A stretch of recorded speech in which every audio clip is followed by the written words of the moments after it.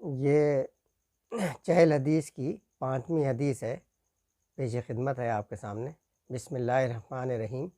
الدل علی الخیر کفالہ، خیر اور بھلائی کے کام کی طرف رہنمائی کرنے والا ایسا ہے جیسے کہ اس پر عمل کرنے والا۔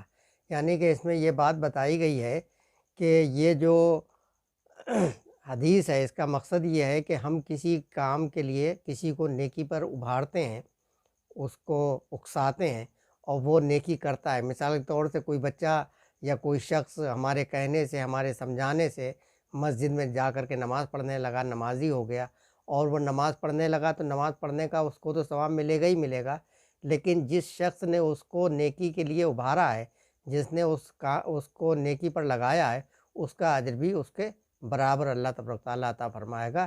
یہ اس حدیث کا مقصد ہے۔